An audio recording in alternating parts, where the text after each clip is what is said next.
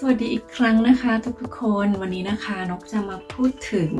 สกอตแลนด์นะคะสกอตแลนด์อะไรคือสกอตแลนด์คะมีคนถามนกเยอะมากว่าสกอตแลนด์คืออะไรคือประเทศหรือเปล่า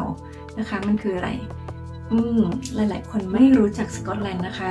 อาจจะเคยได้ยินนะคะแต่ว่าไม่รู้ว่ามันคืออะไรนะคะมันคือเมืองหนึ่งหรือมันคือประเทศหนึ่งแล้วมันอยู่ตรงไหนของโลกมันเป็นอะไรคะไม่มีใครรู้จักนะคะสกอตแลนด์มีแต่คนรู้จักสกอตวิสกี้แบบนี้นะคะก็มีพี่คนนึงนะคะมีพี่คนนึงก็บอกกับนกว่าสกอตแลนด์ไม่รู้จักดีนะคะเคยแต่ได้ยินนะคะก็เลยไม่รู้จักดีนะคะแต่ถ้าสกอตวิสกี้นี่ก็รู้จักดีเลยทีเดียว ก็อาจจะเป็นแบบนั้นนะคะเพราะว่าสกอตวิสกี้เป็นอะไรที่ดังมากๆนะคะของประเทศสกอตแลนด์เลยอ่ะนกก็หลุดมาแล้วนะคะว่าสกอตแลนด์ก็คือประเทศหนึ่งแต่ทีนี้สกอตแลนด์มันอยู่ตรงไหนอ่ะมันอยู่ตรงไหนนะคะจริงๆแล้วเนี่ยสกอตแลนด์ก็เป็นเพื่อนกับประเทศอังกฤษนะคะสกอตแลนด์ก็เป็นพี่เป็นน้องกับประเทศอังกฤษเลยนะคะเป็นประเทศที่อยู่ใกล้กันนะคะติดกันเลยนะคะแต่อยู่ตรงไหนวันนี้เป็นอังกฤษนะคะนี่เป็นอังกฤษนะคะอันนี้เป็นสกอตแลนด์นะคะเชื่อว่าทุกคนก็รู้จักอังกฤษนะคะรู้จักว่าอังกฤษอยู่ตรงไหนนะคะประเทศอังกฤษอยู่ตรงไหนของโลกประเทศอังกฤษอยู่ตรงไหนของแผนที่นะคะแล้วคนส่วนมากก็รู้จักประเทศอังกฤษนะคะเพราะประเทศอังกฤษเป็นประเทศมหาอำนาจใช่ไหมคะแล้วเป็นอะไรกับสกอตแลนด์นะคะก็ประเทศสกอตแลนด์ก็เป็นอีกหนึ่งประเทศเหมือนกันนะคะที่อยู่เหนืออังกฤษนะคะอยู่เหนืออังกฤษเลยติดกันเลยนะคะชายแดนติดกันเลยเป็นเกาะเดียวกันนะคะเกาะนี้ที่ทุกคนเรียกว่าเกาะอังกฤษนั่นแหละนะคะทุกคนเข้าใจว่าเกาะอังกฤษก็คือเกาะแต่ทั้งเกาะนี้ไม่ใช่มีแค่ประเทศอังกฤษนะคะทั้งเกาะเนี่ยมีอังกฤษนะคะมีอังกฤษแล้วก็มีเวลส์นะคะมีประเทศเวลส์ที่ติดอยู่กับอังกฤษอยู่ก่อนแล้วนะคะอย่างนี้สกอตแลนด์ก็อยู่ทางเหนือของอังกฤษนะคะนี่อยู่ทางเหนือเลยนี่คือเกาะนะคะนี่คือเกาะอังกฤษแต่ในเกาะนี้นะคะมี3ประเทศนะคะก็คืออังกฤษสกอตแลนด์นะคะเวลส์อยู่ตรงนี้นะคะทุกคนก็จะคิดว่าทั้งหมดนี้คืออังกฤษแต่จริงๆแล้วทั้งหมดนี้นะคะมีถึง3ประเทศอยู่ด้วยกันเลยทีเดียวนะคะนั่นจริงและได้แค่นั้นนะคะทุกคนคิดว่า UK เนี่ยก็คืออังกฤษนะคะแต่จริงๆแล้ว UK เนี่ยมีประเทศรวมกันถึง4ประเทศนะคะได้แก่อะไรบ้างเมื่อกี้พูดไปแล้วนะคะว่าอังกฤษนะคะแล้วก็สกอตแลนด์แล้วก็มีเวลส์อยู่ทางใต้อยู่แล้วนะคะเวลส์อังกฤษสกอตแลนด์นะคะและทีนี้ไอร์แลนด์เหนือนะคะประเทศไอร์แลนด์เหนือก็อยู่ตรงนี้แหละนะคะอยู่ตรงนี้แต่เป็นแยกไปเป็นอีกเกาะหนึ่งแต่เป็นส่วนหนึ่งของ UK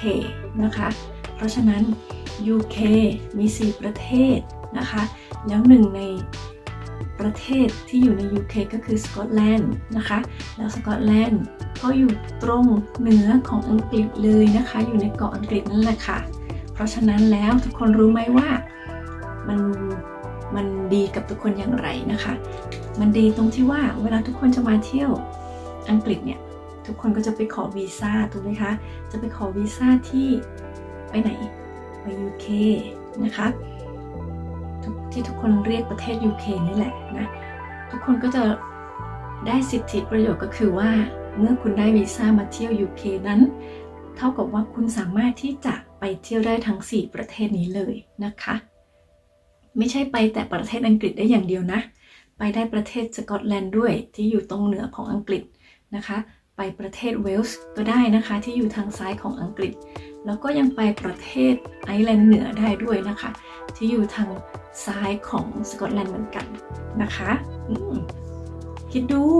มันมีประโยชน์มากๆนะคะที่ทุกคนจะรู้จักสกอตแลนด์นะคะเพราะฉะนั้นมาอังกฤษแล้วเนี่ยคุณสามารถที่จะมาเที่ยวสกอตแลนด์ได้ด้วยนะคะเพราะวีซ่า UK นี้นะคะมันครอบคลุมถึง4ประเทศนั่นเองนะคะแล้ว ไม่ใช่แค่นั้นนะคะหลายๆคนเนี่ยไปไปรษณีย์นะคะถ้าทุกคนนะคะอยากจะส่งของมาให้นกแบบนี้นะคะสมมุตินะคะทุกคนอยากจะส่งของมาให้นกที่ประเทศสกอตแลนด์นะจะไปส่งที่ไปรษณีย์ใช่ไหมคะบอกเขาก็จะถามว่าเราจะส่งของไปที่ไหนเอ่ยอย่าไปบอกนะคะสกอตแลนด์นะเพราะว่าอย่างที่ทุกคนรู้นะคะไม่มีใครรู้จักสกอตแลนด์ดีนะคะเท่ากับสกอตช์วิสกี้นะคะเพราะฉะนั้นถ้าไปส่งของให้ประเทศสกอตแลนด์เนี่ยเจ้าหน้าที่ก็อาจจะมันไม่มีในระบบนะคะมันไม่มีในระบบ เพราะอะไรเพราะมันไม่แยกกันไงคะเพราะว่าประเทศสกอตแลนด์มันอยู่ใน UK นั่นเองนะคะมันเป็นพี่น้องกับประเทศอังกฤษนะคะอยู่ใน UK นะคะแล้วระบบเนี่ยเขาบันทึกว่าเป็น UK นะคะส่งของไป UK ไม่ใช่ส่งของไปประเทศสกอตแลนด์ประเทศอังกฤษหรือว่าประเทศไอร์แลนด์เหนือหรือว่าประเทศเวลส์นะคะไม่ได้แยกไงเพราะฉะนั้นเนี่ยอันนี้ก็คือเป็นอะไรที่แบบน้องอยากจะบอกให้ทุกคนรู้เลยไม่งั้นน่ะมันจะของอาจจะไม่ถึงนะคะหรืออาจจะนานนะคะเพราะเขาคิดว่าไม่มีประเทศสกอตแลนด์นะคะที่จะส่งของมาได้ก็เลยจะต้องส่งทางเรือไม่มีทางอากาศแบบนี้นะคะจุดสำคัญเลยนะคะเพราะฉะนั้นแล้วอยากให้เพื่อนๆทุกๆคนรู้เลยนะคะว่าหากไปส่งของที่ไปรษณีย์ก็ต้องเหมือนกับการไปขอวีซ่าที่สถานทูตคือถ้าจะไปขอวีซ่าไปอังกฤษทุกคนก็จะไปขอวีซ่าที่จะไป UK ถูกไหมคะก็เช่นเดียวกันถ้าจะมาเที่ยวสกอตแลนด์ก็ต้องไปขอวีซ่า UK นะคะถ้าจะเที่ยวประเทศเวลส์ประเทศไอร์แลนด์เหนือก็ต้องไปขอวีซ่า UK นะคะเช่นเดียวกับการไปไปรษณีย์เวลาไปส่งของก็บอกว่าส่งไปที่ UK นะคะไม่ต้องบอกว่าส่งไปที่ประเทศสกอตแลนด์หรือว่า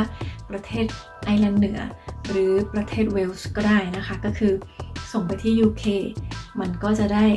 เจ้าหน้าที่เขาก็จะได้หาเจอด้วยนะคะในระบบว่า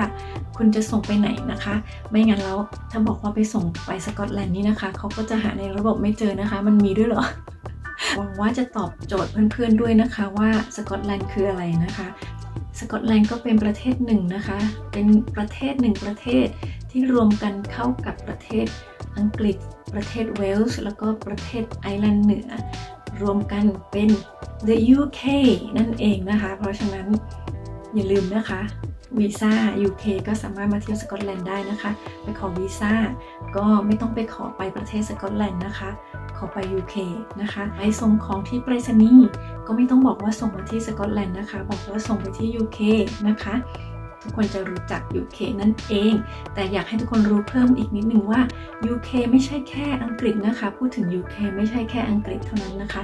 ก็จะมีประเทศสกอตแลนด์ด้วยประเทศเวลส์ด้วยประเทศนอร์เทิร์นไอร์แลนด์ด้วยนะคะก็คือไอร์แลนด์เหนือนั่นเองนะคะเอาละค่ะก็หากทุกคนมีคำถามอะไรเกี่ยวกับประเทศสกอตแลนด์นะคะก็สามารถคอมเมนต์ไว้ได้นะคะพูดคุยกันได้เสมอนะคะวันนี้นกก็หวังว่าคลิปนี้จะเป็นประโยชน์กับทุกคนเลยนะคะแล้วเดี๋ยวพบกันใหม่ในคลิปหน้าค่ะวันนี้นกขอตัวลาไปก่อนนะคะสวัสดีค่ะโอ้ลืมอีกแล้วนะคะก็ถ้าชอบกดไลค์นะคะถ้าใช่ก็ช่วยกดแชร์ไปนิดนึงนะคะถ้าแคร์ก็กดกระดิ่งให้ด้วยนะคะและอย่าลืม Subscribe นะคะเป็นกำลังใจให้กันนะคะขอบคุณมากๆค่ะสวัสดีค่ะ